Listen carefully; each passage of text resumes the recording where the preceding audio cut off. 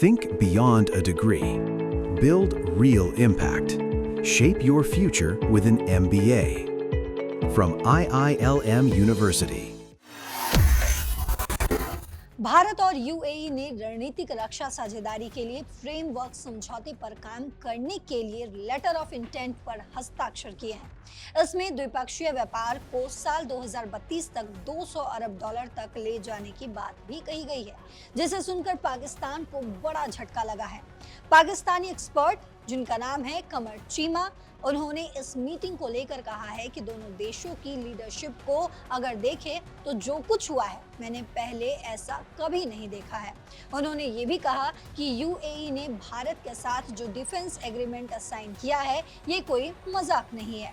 मुझे लगता है कि यूएई को ऐसी उम्मीद नहीं थी कि पाकिस्तान और सऊदी अरब ऐसा कर पाएंगे। आगे वो कहते हैं कि सऊदी अरब पाकिस्तान के साथ खड़ा हो गया है और यूएई जाकर भारत के साथ खड़ा हो गया है। तो क्या असल में इंडिया और सऊदी की कभी जंग होगी या पाकिस्तान की यूएई से जंग होगी? लेकिन इन तमाम चीजों के बीच सवाल ये है कि आखिर इस डील से पाकिस्तान क्यों बौखला गया है।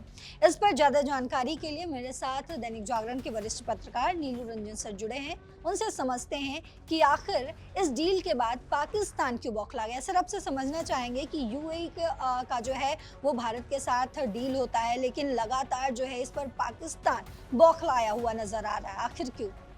यूएई के राष्ट्रपति जो भारत आए और 3 घंटे में जिस ढंग से साइन हुआ और मतलब डिफेंस एग्रीमेंट तक हो गया और मतलब 3 घंटे के लिए किसी देश के राष्ट्रपति का आना, राष्ट्राध्यक्ष का पहुंचना, ये अपने आप में हैरानी करने वाली है। क्योंकि जब जाते हैं तो भाई एक दिन वहाँ रुकते हैं, बाकी चीज़ें होती हैं, और ये अचानक ये पहले से पता भी नहीं था कि कोई दौरा बन भी रहा है। अंतिम समय में ये पता चला कि कल आ रहे हैं। मोदी खुद गए, पहले 2 घंटे के लिए था, हुआ फिर 3 घंटे यहाँ रुके और वो मिलकर चले गए, परिवार के साथ आए थे। अब दरअसल जो डिफेंस एग्रीमेंट हुआ है वो पाकिस्तान दिल मिलाया है उससे, क्योंकि वो ये समझ रहा था कि एक जो कहते हैं ना इस्लामिक नाटो बनाने की तैयारी में था, और इस्लामिक नाटो का जो एक कंसेप्ट उसने दिया वो दिया सऊदी अरब के साथ जो डिफेंस एग्रीमेंट किया।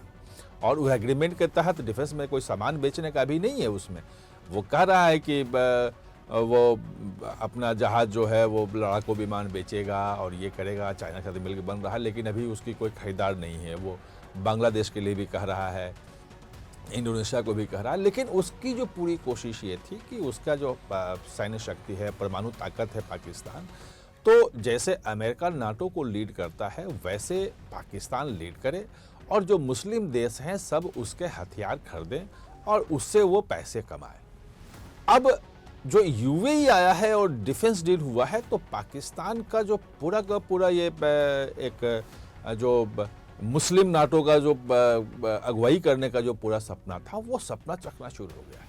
क्योंकि यूएई अब मिडिल ईस्ट में अगर आप देखें, खाड़ी के देशों में खासतौर पे देखेंगे तो वहाँ पे जो सबसे अमीर और सबसे ताकतवर जो माना जाता था कि भाई सऊदी अरब है, और सऊदी अरब का अमेरिका से जो समझौता था, सिक्योरिटी एग्रीमेंट जो हुआ था कि भाई कोई हमला करेगा तो हम अमेरिका उसकी रक्षा करेगा, और इस कारण से वो बचा हुआ था। अब अपनी भी चीज़ें खरीद रहा है, अमेरिकी हार्डवेयर ज़्यादा खरीद रहा है, F-35 तक वो लेने की बात उसकी है वहाँ से, अमेरिका से। और अमेरिका का सैन्य अड्डा भी है, मिडिल ईस्ट में देखेंगे तमाम देशों में वहाँ पे है। लेकिन यमन को लेकर के और सोमालीलैंड से लेके लीबिया तक आप जहाँ जहाँ जाएंगे, मतलब ख़ासतौर पर अफ्रीकन कंट्री जो मुस्लिम कंट्री हैं, वहाँ पे जो एक दबदबा होता था सबसे अमीर देश होने के नाते सऊदी अरब का, उस दबदबे को अब यूएई ने ख़त्म कर दिया है। और यूएई सऊदी अरब के बीच में झगड़ा भी शुरू हो गया है, यमन को लेके, खासतौर पे सोमालीलैंड को लेके हो गया है, क्योंकि सोमालीलैंड का जो क्रिएशन है सोमालिया के भीतर, वो सोमालीलैंड तो यूएई का क्रिएशन है, और मान्यता उसको किसने दिया? इजराइल ने दिया। वो मान्यता देना एक बड़ी कूटनीतिक चीज़ है, यानी कि नया अलाइनमेंट वहाँ हो रहा है। जो पाकिस्तान को जो मिर्ची लगी है, पाकिस्तान में जो एक हड़कंप की स्थिति है, वहाँ के जो रक्षा विशेषज्ञ कहें या जो भी कहें, वो जो बोल रहे हैं, वो उसका फ्रस्ट्रेशन दिखाता है कि अब पाकिस्तान का जो एक नाटो का जो अगुवा बनने का था कि मुस्लिम नाटो हम बना लेंगे, वो सपना चकनाचूर हो गया है। और सपना चकनाचूर तो यहीं से हो गया है कि अफगानिस्तान ने तो बिल्कुल नहीं माना पाकिस्तान को, और सीमा पे व्यापार अभी भी बंद है। पाकिस्तान में हालत ख़राब है। वहाँ के लोग कह रहे हैं कि भैया उनका जो फल सब्जियाँ मेवे जितने भी हैं वो एक्सपोर्ट नहीं हो रहे हैं, वो किसान वहाँ रो रहे हैं। तुर्की की कोशिश की, क्योंकि तुर्की नाटो का सदस्य है और तुर्की के पास जो है सैन्य हार्डवेयर में बहुत मजबूत है। और ख़ासतौर पे आपने देखा होगा ऑपरेशन सिंदूर के दौरान जितने ड्रोन से हमले कर रहा था पाकिस्तान, वो तमाम ड्रोन उसने दिया हुआ था, तुर्की ने दिया हुआ था। तो पाकिस्तान की कोशिश ये थी कि पाकिस्तान, सऊदी अरब और तुर्की मिलकर के एक एक्सिस बना लें और उस एक्सिस के इर्द गिर्द दुनिया के जितने भी मुस्लिम देश हैं वो जुड़ जाएं और वो एक मजबूत सैन्य ताकत भी बने। और सऊदी अरब जैसे और बाकी जो अमीर देश हैं, तेल बहुत है खाड़ी देशों में, तो एक बड़ी ताकत के रूप में रहेगा। अब तुर्की को तो अफगानिस्तान ने हरका दिया कि हम तुम्हारी बात नहीं मानेंगे, जब जहाँ जाना है वहाँ जाओ। यूएई का जो नया मूव है वो मतलब इस्लामिक नाटो का कंसेप्ट थोड़ा सा होता, उसको कह सकते हैं कि भ्रूण हत्या कर दी उसने, उसकी उस कंसेप्ट की भ्रूण हत्या हो गई। और जाहिर है पाकिस्तान का तीरंदाज तय है। अब वो यूएई को लेके भला बुरा कह रहे हैं कि यूएई अब सऊदी अरब में झगड़ा हो सकता है, फलाना ढिमकाने में झगड़ा हो सकता है।